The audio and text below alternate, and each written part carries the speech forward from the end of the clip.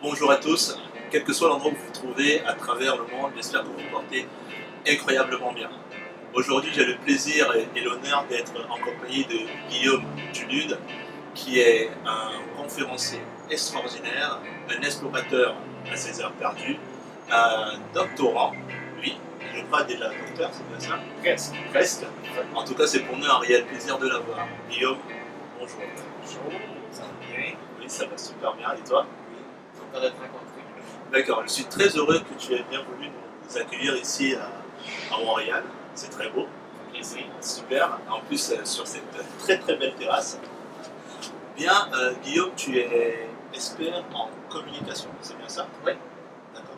Mais avant que tu nous parles de la communication, est-ce que tu aimerais bien te présenter pour toutes ces personnes-là qui ne te connaissent pas? Oui, est-ce que je m'adresse directement Comme à la tu veux, caméra? oui, Oui, parfait. Bonjour tout le monde. Je m'appelle Guillaume Dulude, j'ai 31 ans. J'ai comme plusieurs vies qui réunissent une même passion qui sont les humains, le développement des humains, le développement des compétences, des forces des humains. Et mon dada, c'est vraiment la communication. Ma grande passion, c'est la communication interpersonnelle. Rapidement, moi j'étais un ancien athlète en natation et j'ai toujours voulu me dépasser, comprendre comment la performance fonctionne. Et après ça, je me suis mis à voyager partout autour du monde et j'ai réalisé que les humains étaient ma passion, comment les humains interagissent ensemble, comment un humain se développe, comment il est capable de créer des relations, comment il est capable de devenir meilleur dans différentes choses, atteindre des objectifs, être fier de lui. Et c'est ça qui m'a amené à développer mon entreprise Psychom en communication et faire des études en psychologie. Et c'est ce que je fais depuis 10 ans. J'enseigne la communication, j'enseigne le développement humain. Et je suis réalisateur et acteur au cinéma. Je travaille sur des projets documentaires internationaux et fiction en ce moment.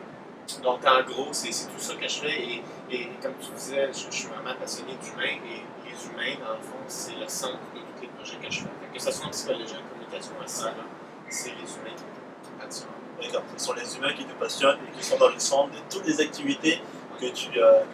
Oui. Okay. Super, génial. Maintenant, dis-moi que nous entrons dans le vif du sujet. Oui. La communication. OK. Alors, pour toi, qu'est-ce que la communication? Pour moi, la communication, c'est un véhicule qui permet à des humains d'atteindre des objectifs importants pour eux, avec des personnes qui aiment. Donc, la communication, c'est un outil, c'est une gamme d'outils qui sert à réaliser des choses, à atteindre des rêves, des objectifs, des choses importantes pour soi et avec des relations importantes. Donc, c'est une façon d'arriver à avoir des relations de fun et avoir des rêves de fun. Voilà, c'est ça sert à la communication. C'est un outil de travail.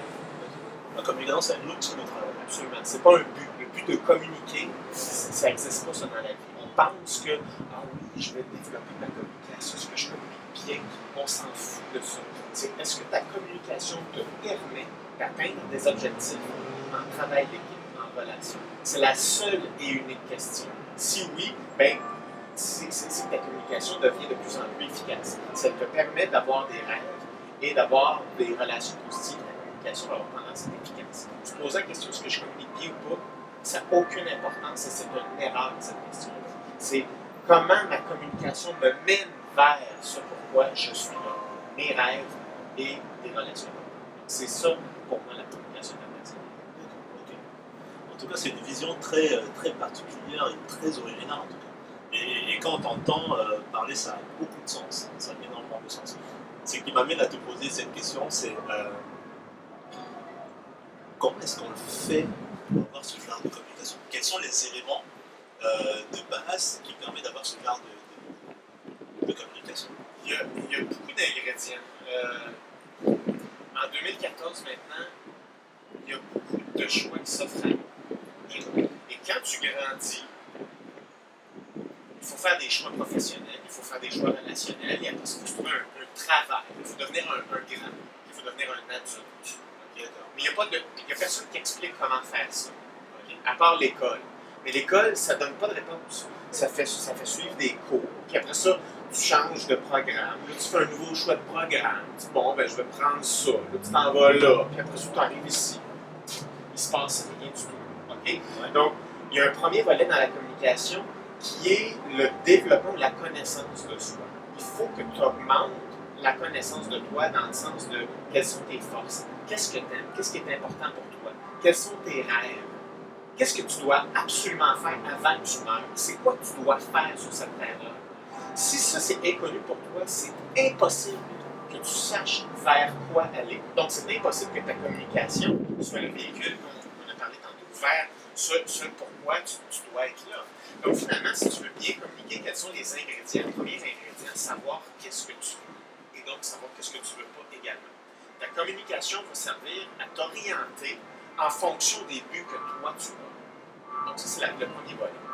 Donc ça n'implique pas encore la communication. C'est une préparation personnelle et c'est un cheminement personnel et on met de la clarté là-dedans continuellement, à savoir où ce que je veux aller et ça se perfectionne.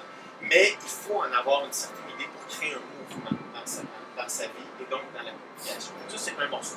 Il y a l'autre morceau, ce sont les habiletés. C'est-à-dire que là, maintenant, là, je sais que je vais aller par là. Je veux réaliser tel projet, je veux faire telle chose. Ça, c'est important pour moi, je le sais. Maintenant, pour y arriver, je ne peux pas y arriver tout seul. C'est là qu'on a besoin de la communication. J'ai besoin de parler à des gens pour m'aider à atteindre cet objectif-là. Et j'ai besoin de travailler en équipe parce que la plupart des choses se font en équipe. C'est impossible d'y aller tout seul. L'argent ne se pose pas dans les arbres. Ça résulte d'activités qui dépendent d'interactions d'autres personnes, d'organismes. Et tout ça, c'est de la communication. Donc, étant donné que j'ai établi mon but, ce que je veux vivre, maintenant, je dois m'adresser à des gens et je dois aller chercher leur appui. Je dois créer un partenariat, je dois créer des émotions positives. On doit créer un mouvement ensemble vers un objectif. La communication, ça sert à créer ce mouvement-là. Et pour faire ça, ça prend des habiletés. Ça prend des habiletés d'interaction, c'est-à-dire des habiletés d'écoute. Lorsque l'autre personne parle, il y a plein de choses à faire pendant que la personne s'adresse à toi. Il y a des choses où tu dois adresser ton attention, des choses dont tu as à faire, des pensées à avoir. Il y a, par exemple, des silences à respecter. Et tout ça fait en sorte qu'il va y avoir de l'énergie qui va émerger de toute l'énergie relationnelle, de la clarté sur des actions, des options à faire, des choses à faire, des choix. Et même chose, quand tu t'exprimes, il y a des choses à faire auxquelles tu dois faire attention pour être capable de créer de l'énergie dans l'autre, pour pouvoir créer son adhésion chez l'autre, pour que la personne puisse voir la vision de toi, parce que l'objectif que toi tu as, la personne elle ne l'a pas nécessairement initialement. Donc pour que vous puissiez voir cet objectif-là à deux, il faut que tu puisses lui montrer, il faut que tu puisses lui partager des choses, un, avec une clarté, deux, avec une énergie, pour transmettre un engagement et une mobilisation. Donc, il y a un paquet de mécanismes à l'intérieur du cerveau qui régissent comment deux humains sont capables de développer des relations, de développer une vision commune, comment sont capables de surmonter des difficultés avec plaisir et comment on est capable de créer un partenariat solide. Et c'est là où toutes les habiletés de communication, dont la mathématique émotive, dont le contact, comment fonctionne la relation, la gestion émotionnelle, les fluctuations relationnelles, tout ça, ce sont tous des petits morceaux impliqués dans l'art de communiquer et qui font en sorte qu'on va être capable de créer ce qu'on a à créer comme mouvement en fonction toujours de mon rêve, de mon objectif. Donc, pour moi, il y a ces deux grandes familles-là, qui est la connaissance personnelle et les habiletés en soi d'interaction. En tout cas, c'est super original. Et comme je disais toujours, non seulement tu as la définition que tu as de la communication, en plus de ces deux points-là dont tu parles, c'est-à-dire le fait de savoir ce que l'on est, où est-ce qu'on veut aller, et cette habilité à communiquer, cette approche-là, ça va vraiment en profondeur. Mais j'ai même l'impression, quand je t'écoute, que ça développe carrément le leadership. Je suis tellement content que tu parles de ça parce que la communication, à la base, ce n'est que du leadership. Le leadership n'est pas une opération séparée de communication. La communication va du moins efficace sur un continuum infini au plus efficace. Vers le plus efficace, c'est les effets complexes qu'on appelle le leadership, le charisme et tout ça. Mais ce n'est pas une opération, le leadership, séparé. C'est une opération qui est en continuum, dans un continuum de compétences. Plus tu deviens fort, plus tu deviens habile en communication, dans les deux morceaux dont j'ai parlé tantôt, plus tu vas avoir tendance à aller dans des sphères de leadership. Et je suis complètement d'accord pour appeler ça du leadership. Et la communication, ça doit être du leadership. La responsabilité des humains, c'est d'être leader de ta propre vie, leader par rapport à une interaction versus une personne, leader dans un groupe, c'est du leadership. On est né pour développer du leadership. C'est ça la vocation humaine. C'est créer des influences positives envers les autres. On est fait pour être des leaders. Là, maintenant, c'est communiquer en fonction de développer selon cette tendance-là. Créer des choses puissantes en fonction d'un objectif commun qui va atteindre des objectifs avec des relations positives.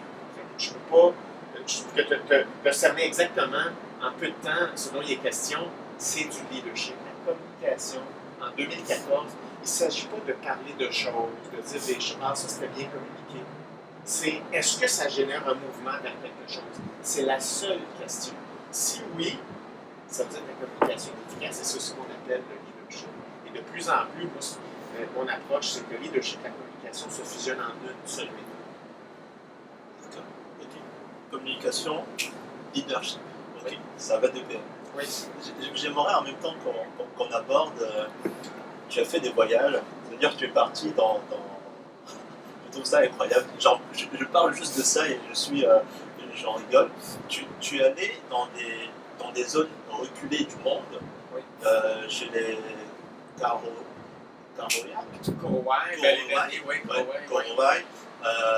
Et même dans le reportage, tu disais que tu faisais des reportages de rêve, où tu allais aussi dans des coins aussi reculés, des zones où c'est très difficile d'accès. Oui. Tu ne connais pas la langue, tu ne sais pas comment est-ce qu'ils communiquent, oui. Et toi tu arrives à avoir avec eux une certaine communication. Comment est-ce que tu fais en fait? C'est-à-dire que moi c'est à partir de là, quand j'ai vu ça, je me suis dit, effectivement, ce que tu enseignes, ce que tu dans tes formations et tout, c'est vraiment de la pratique là en fait. Il y a très peu de personnes qui sont capables d'avoir ce genre de relation avec des personnes inconnues dont la langue n'est pas la même. En fait, ce qu'il faut savoir, c'est que la majorité de la communication entre humains est non-verbale. Ça, on le sait, c'est 90%, 90%, c'est non-verbal, tout le monde sait ça. Mais on ne sait pas, qu'est-ce que ça veut dire concrètement?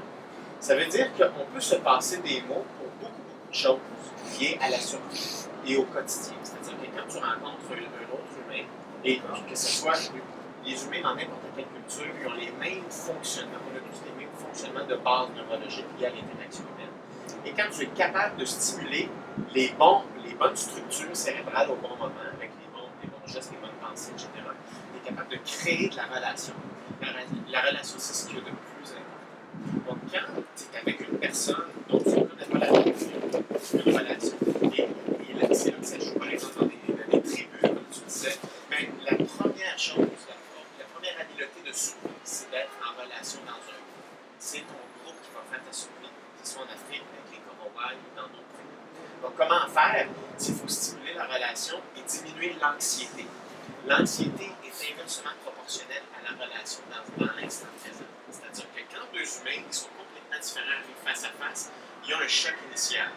Et là, ça crée une anxiété. L'anxiété est issue soit d'être rejeté par l'autre, soit d'être une menace, ou que l'autre soit une menace à ta propre sécurité. Okay? Donc, c'est de la peur, c'est de la peur, c'est cette anxiété-là. Donc, cette anxiété-là, il faut qu'elle fonde, il faut que la relation monte. Donc, il faut que l'anxiété descende, il faut que la relation monte. Comment faire? C'est que l'anxiété a une tendance naturelle à diminuer si tu n'essaies pas de la fuir. Si tu es capable de la garder en place, garder ton attention sur cette anxiété-là, si tu t'en enfuis pas, elle va avoir tendance à diminuer avec le temps. Et le même mécanisme, mais à l'inverse, est là pour la relation. À force de passer seulement du temps avec un autre humain, automatiquement, le cerveau génère de la relation. Donc, premier indice, super important, quand tu rencontres quelqu'un, que ce soit, par exemple, toi, que ce soit une tribu, n'importe qui, à force de passer du temps ensemble, si on ne stimule pas l'anxiété plus, si on la laisse comme ça, l'anxiété va s'effacer et la relation va augmenter. Donc, il va y avoir, par exemple, une personne d'une tribu, elle va sortir d'un buisson à quelque part, là, je vais arriver face à face. Alors là, je le sais que mentalement, je ne dois pas créer plus d'anxiété. Donc, je vais minimiser tous mes mouvements, tous mes gestes qui risquent d'être interprétés comme une menace, parce que je ne veux pas stimuler l'anxiété. Je veux que son anxiété, sa peur, tranquillement, ne soit pas renforcée et qu'elle diminue. Donc, c'est important que je la renforce pas. Un. Et deux, si son anxiété diminue, ce qui va prendre la place énergétiquement de cette anxiété-là, c'est une énergie équivalente qui fait transférer en relation. Donc, automatiquement, il y a un petit attachement qui va monter tranquillement pas vite avec les minutes, les heures. Et là, la personne, par exemple, la personne que je ne connais pas, une tribu ou autre, elle va se rapprocher. Plus l'anxiété diminue, plus la relation monte, plus il y a du rapprochement. Donc, ça, c'est la mécanique qui va se mettre en branle tranquillement pas vite. Donc, ça, c'est le mécanisme principal sur lequel il faut jouer. Être capable de survivre et créer des relations rapidement. Waouh! Wow, c'est bon parce que c'est tellement riche. J'aimerais justement je peux passer toute ma soirée là, juste à t'écouter, franchement c'est génial. J'espère que tous les jeunes qui sont en train de nous écouter sont en train de profiter de tous ces conseils-là. Alors, quel est le conseil que toi tu pourrais donner aux jeunes qui ont souvent des difficultés à communiquer? Les jeunes pour aider à communiquer. Je sais, tu as dit que souvent, il faudrait qu'ils trouvent leur rêve, qui ils sont, pour pouvoir... mais souvent, on a l'impression qu'ils sont un peu largués, dans la mesure où ils ne savent pas ce qu'ils font, ce qu'ils veulent, où ils veulent aller. Est-ce qu'il y a des pistes? Il y a des pistes pour que ça soit moins... souvent même, quand on veut même les idées, ils remballent très vite la personne parce qu'ils ne sont pas dans le même état d'esprit. Je ne sais pas, est-ce que tu as une solution pour... Oui, ben j'ai deux solutions. La première solution, c'est de répondre à 5 questions que je me suis fait poser il y a 10 ans par mon associé, en fait, avec qui j'ai fondé Psychom. C'est répondre à 5 questions. C'est écrire sur une feuille tout ce que tu aimes dans la vie. Tout, là. Vraiment, tous les mots, toutes les choses que tu peux concevoir dans ta tête que tu aimes, tu l'écris. Tu ne laisses rien traîner dans ta tête, tu l'écris, tu le matérialises sur une feuille. Okay? Il va avoir. Le but, c'est d'arriver autour de 1000 mots. Okay? En dessous de ça, il n'y aura pas assez de travail. Okay? Et là, ça va prendre plusieurs jours, écrire ça, tout ça, et chercher. Puis, autant les couleurs, la bouffe, les activités, le sexe, n'importe quoi, tu le matérialises sur une feuille. Okay? Fait que tout ce que tu aimes, tu le matérialises. Ce que tu n'aimes pas, même chose, tu l'écris sur une feuille. Quels sont tes buts? Selon à toute connaissance de cause, ça serait quoi tes buts à court, moyen et à long terme? Qu'est-ce que tu aimerais? Ça serait quoi? Ça serait atteindre quoi? Même chose, tu les écris. Quelles sont tes forces? Quelles sont tes faiblesses? Tu écris tout ça. Tu fais un gros travail personnel, un gros tour d'horizon de... Moi, dans le fond, là, il faudrait que ça tienne sur ces feuilles-là. Ça fait un gros travail personnel. Le but dans la vie, ou le but, c'est de faire en sorte que les éléments que tu aimes se retrouvent en plus grand dosage dans ta vie. Si tu écris 1000 mots de choses que tu aimes, et il y en a seulement 2 mots que tu peux dire que c'est vraiment dans ta vie, ça veut dire que là, il faut que tu travailles à injecter les 800 autres mots dans ta vie. Dans des activités, dans des relations, dans des projets, dans du quotidien. Okay? Donc là, il y a un premier travail. Donc, ça, c'est une première solution. En communication elle-même, il s'agit de parler de ce travail-là en premier. Donc, avoir quelqu'un avec qui tu te sens bien, quelqu'un qui t'aime et quelqu'un qui est capable de t'écouter sans t'interrompre. Okay? C'est très difficile à trouver parce que tout le monde interrompt tout le temps. Tout le monde a tout le temps quelque chose à dire. Gros problème. Tu essaies de trouver une personne qui est capable de ne pas t'interrompre souvent, qui est capable de seulement s'intéresser à ce que tu as à dire et tu essaies de lui parler de ça. Okay? Ça, c'est une première chose. Développer de la communication sans interruption. Le fait de se couper l'un l'autre est un des obstacles majeurs à une communication positive qui va générer le mouvement dont on parle vers les objectifs. Okay? Donc, c'est être capable de parler de toi à une personne qui a la force et la solidité de t'écouter. Okay? Donc, ça, c'est le premier maillon important de la communication qu'il faut être capable de générer. C'est la première étape. Et tu as dit qu'il y avait un deuxième maillon. C'est lequel? Okay. C'est développer ta capacité d'écoute.